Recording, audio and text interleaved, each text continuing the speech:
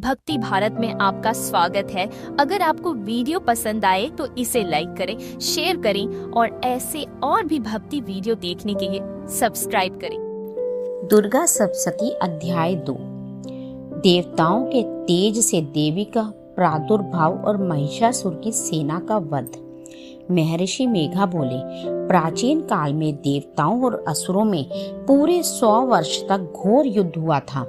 उनमें असुरों का स्वामी महिषासुर था और देवराज इंद्र देवताओं के नायक थे। इस युद्ध में देवताओं की सेना परास्त हो गई थी और इस प्रकार संपूर्ण देवताओं को जीत महिषासुर इंद्र बन बैठा था। युद्ध के पश्चात हारे हुए देवता प्रजापति श्री ब्रह्मा को साथ लेकर उस स्थान पर पहुंचे जहां पर कि भगवान शंकर विराजमान थे। देवताओं ने अपने हार का सारा वृतांत भगवान श्री विष्णु और शंकर जी से कह सुनाया। वह कहने लगे, हे प्रभु, महिषासुर सूर्य, इंद्र, अग्नि, वायु, चंद्रमा, यम, वरुण तथा अन्य देवताओं के सब अधिकार छीनकर सबका अधिष्ठाता स्वयं बन गया है, बैठा है। उसने समस्त देवताओं को स्वर्ग से निकाल दिया है। वे मनुष्यों की तरह पृथ्वी पर विचर रहे हैं। दैत्यों की सारी करतूत हमने आपको सुना दी है और आपकी शरण में इसलिए आए हैं कि आप उनके वध का कोई उपाय सोचें। देवताओं की बातें सुनकर भगवान श्री विष्णु और शंकर जी को दैत्यों पर बड़ा गुस्सा आया। उनकी भौहें तन गई और आंखें लाल हो गईं। गुस्से में भरे हुए भगवान विष्णु के मुख से बड़ी भारी तेज निकला और उसी प्रकार का तेज भगवान शंकर, ब्रह्मा और इंद्र आदि दूसरे देवताओं के मुख से प्रकट हुआ। फिर वह सारा तेज एक में मिल गया और तेज का एक पुंज वह ऐसा दिखता था जैसे कि ज्वाल्यमान पर्वत हो। देवताओं ने देखा कि उस पर्वत की ज्वाला चारों ओर फैली हुई थी और देवताओं के शरीर से प्रकट हुए तेज की किसी अन्य तेज से तुलना नहीं हो सकती थी। एक स्थान पर इकट्ठा होने पर वह तेज एक देवी के रूप में परिवर्तित हो गया और अपने प्रकाश से तीनों लोकों में व्याप्त जान पड़ा। वह भगवान शंकर का तेज था। उससे देवी का मुख प्रकट हुआ। यमराज के तेज से उसके शरीर के बाल बने। भगवान श्री विष्णु के तेज से उसकी भुजाएं बनी। चंद्रमा के तेज से दोनों स्तन और इंद्र के तेज से जंघा और पिंडली तथा पृथ्वी के तेज से नितंब भाग बना। ब्रह्मा के तेज से दोनों चरण और सूर्य के तेज से उनकी उंगलियां पैदा हुई और वसुओं के तेज से हाथों की उंगलियां तथा कुबेर के तेज से नासिका बनी।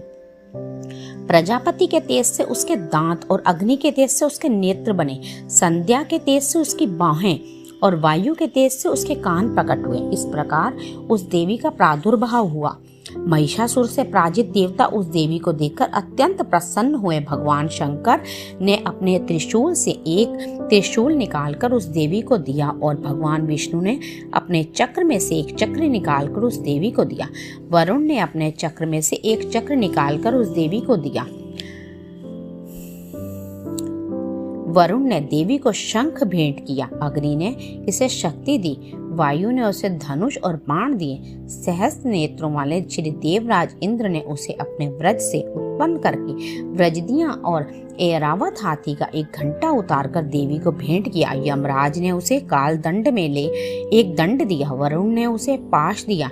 प्रजापति ने स्फटिक की माला दी और ब्रह्मा जी ने उसे कमंडलू दिया। सूर्य ने देवी के समस्त रोमों में अपनी किरणों का तेज भर दिया। काल ने उसे चमकती हुई ढाल और तलवार दी। उज्जवल हार और दिव्य वस्त्र उसे भेंट किए। इसके साथ ही दिव्य चूड़ामणि दी और कुंडल, कंकण, उज्जवल अर्धचंद्र, बाहों के लिए बाजूबंद, चरणों के लिए नुपुर, गले के लिए सुंदर हंसली और अंगुलियों के लिए रत्नों की बनी हुई अंगूठियां उसे दी। विश्वकर्मा ने उसे फरसा दिया और उसके साथ ही कई प्रकार के अस्त्र और अभेद कवच दिए और इसके अतिरिक्त उसने उसे कभी ना कुम्हलाने वाले सुंदर कमलों की मालाएं भेंट की। समुद्र ने सुंदर कमल का फूल भेंट किया। हिमालय ने सवारी के लिए सिंह और तरह तरह के रत्न देवी को भेंट किए। यक्षराज ने, कुमेर ने मधु से भरा हुआ पात्र और शेषनाग ने उन्हें बहुमूल्य मणियों से विभूषित नागहार भेंट किया। इसी तरह दूसरे देवताओं ने भी उसे आभूषण और अस्त्र देकर उसका सम्मान किया। इसके पश्चात देवी ने उच्च स्वर से गर्जना की। उसके एक भयंकर नाद से आकाश गूंज उठा। देवी का वह उच्च स्वर से किया हुआ सिंहनाद समा न सका। आकाश उनके सामने छोटा प्रतीत होने लगा।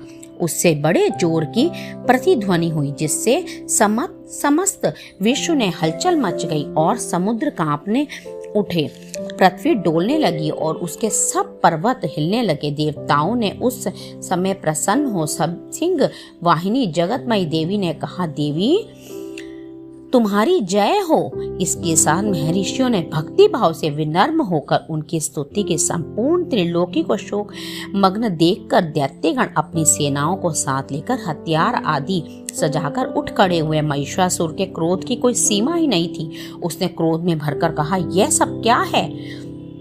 यह क्या उत्पात हो रहा है? फिर वह अपनी सेना के साथ उस ओर दौड़ा जिस ओर से भयंकर नाद का शब्द सुनाई दिया था, और आगे पहुंचकर उसने देवी को देखा, जो कि अपनी प्रभा से तीनों लोक को प्रकाशित कर रही थी। उसके चरणों के भार से पृथ्वी दबी जा रही थी। माथे के मुकुट से आकाश में एक रेखा सी बनकर रही थी और उसके धनुष की टंकार से सब लोग शुद्ध हो रहे थे। देवी अपनी सहस्त्रों भुजाओं को संपूर्ण दिशाओं में फैलाए खड़ी थी।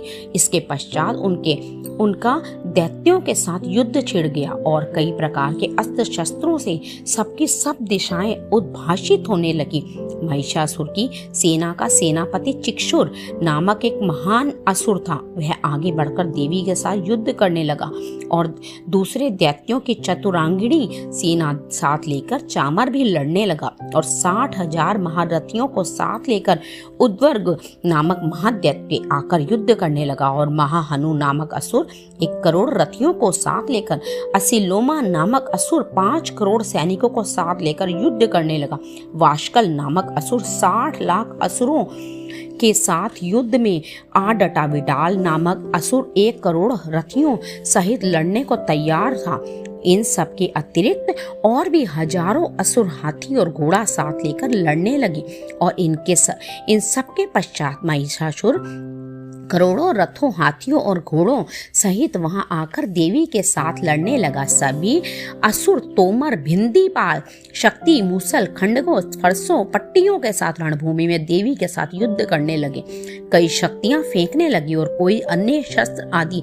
इसके पश्चात सब दैत्य अपनी अपनी तलवारों हाथों में लेकर देवी की ओर दौड़े और उसे मार डालने का उद्योग करने लगे। मगर देवी ने क्रोध में भरकर खेल ही खेल में उनके सब अस्त्र शस्त्रों को काट डाला।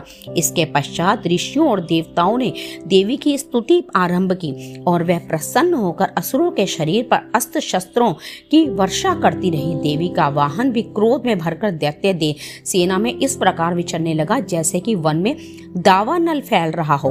युद्ध करती हुई देवी ने क्रोध में भरकर जितने श्वासों को छोड़ा वह तुरंत ही सैकड़ों हजारों कणों के रूप में परिवर्तित हो गए।